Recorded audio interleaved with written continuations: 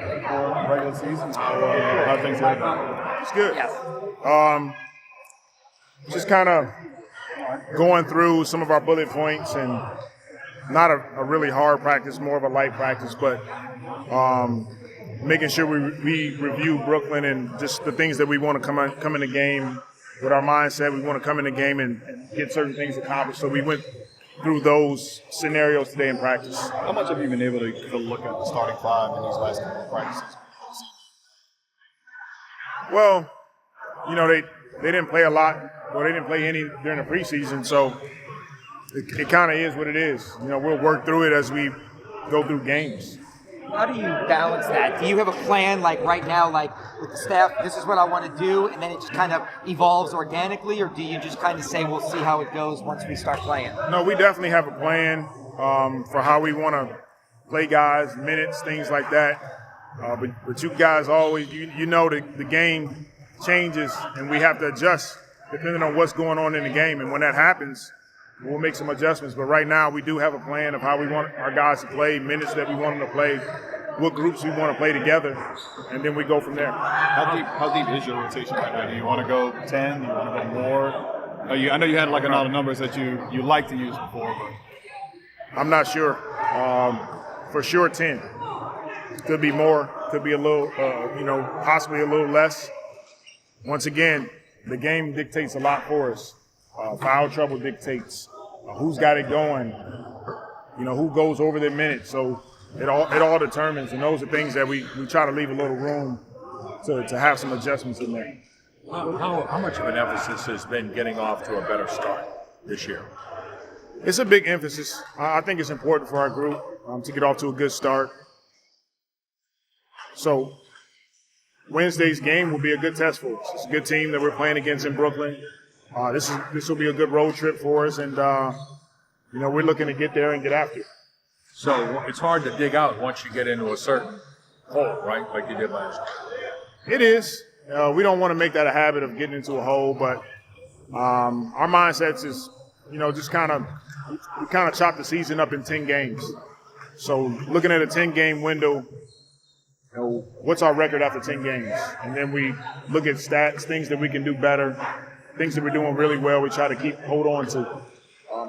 But we definitely want to get off to a good start. Did you hear what Durant said about Zion? Did you see that?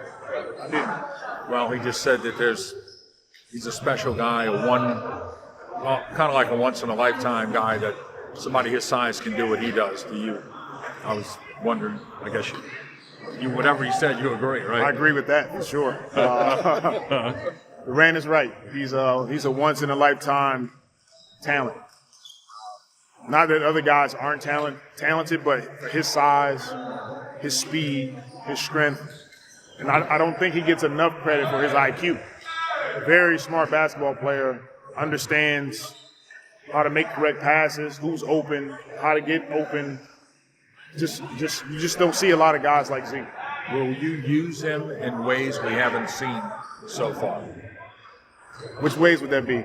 So I've seen him in a number of ways: handling the ball, post up, transition. I'll try to use him. I'll say this: I'll try to use him as best we can to put him in the spots for him to be successful, whatever that means at the time. Do you tell you guys maybe not to pay attention? I mean, there's people talking about your team. They had a big segment on national TV today about what you all could be, or do you kind of like maybe being the underdog mentality and under the radar? There are certain things that we can't control. What teams or what people say about us, expectations that may be placed on us. We try to concentrate on the things that we can control. We can sprint, turn, talk, and get back in transition. We can contest shots. We can make sure that, we guard the ball and our pick and roll coverages are sound. Offensively, we can play fast. We can share the ball. And, we want to have an opportunity to win big. Those things allow us to do it, not really focusing on what's being said about us, but focusing on the work that allows us opportunities to win games. What is your definition of big? Big. As big as you can win, that's my definition of it. Wherever that takes us, we want to win big. Willie, tomorrow you start off in Brooklyn, and the first 11 on the road. Do you think going on the road for all these many games to start the season can be a good thing for your team? It can. it's definitely an opportunity for us to start off on the road, however many games that is. It's also a bonding time for us, being in hotels, eating dinner together, guys playing cards, hanging out, getting to know more of your teammates and even our staff. So it's definitely an opportunity in there. You expect to see the end of the tomorrow? You expect Zion to be able to? I'm definitely hopeful, and he went through 2 practices, looked fine, and we'll see how he feels after shoot around, but we're hopeful for sure. Any minutes restriction on him at all if he plays? I'll talk more with the medical team, medical staff, performance staff, and get that get a defined what type of minutes we want to have for him. But right now we haven't had those talks. Well, you're going to be mindful of everybody's minutes to start off the season. Like, you don't want to all of a sudden see Brandon play over 35, CJ, stuff like that. Yeah, we try to be mindful of minutes because it's a long season. We're practicing, things like that.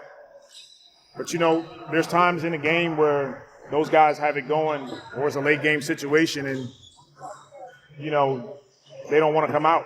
So then you try to manage their minutes the next game. So it's definitely something we're conscious of. And then the last thing is our guys play so hard, and we have depth that it's hard to play guys 37, 38 minutes a night, every night. That'll be hard for us to do, but we'll see how it goes. I've been on a number of teams that's close-knit. This is one of them, for sure. This is another team that's really close-knit and something we take pride in. Coach, how do you manage the guys who can play at a high level in the league and maybe aren't getting a lot of minutes? You were kind of in that spot as a player. How do you manage that person or persons? Well, you guys have been around sports a long time. In most sports, basketball, baseball, football, whatever it is, you're going to get an opportunity at some point. So talking to our guys about that mindset of not being deflated because the opportunity is not here today, but taking advantage of the opportunity when it presents itself. So what are the things that you're doing when you're not playing? As tough as it is, you got to be happy for your teammates that's out there and rooting for them. Because when the roles are reversed, you want them happy for you and rooting for you. But let's put the work in and let's put our mindsets on what can I do to help the team. And those are conversations that I have with some guys and I will have to have with some guys. Is Hernangomez a kind of a prime example of somebody like that? Well, he's a guy that every year he plays, and he takes advantage of his opportunities when they present themselves. But it's because of the work that he puts in. But then off the court, he's cheering his teammates on. He brings a ton of energy to our group. He's helpful for me. And he's a prime example of a guy that is carving out a really good career because of how he handles the ups and downs of an NBA season.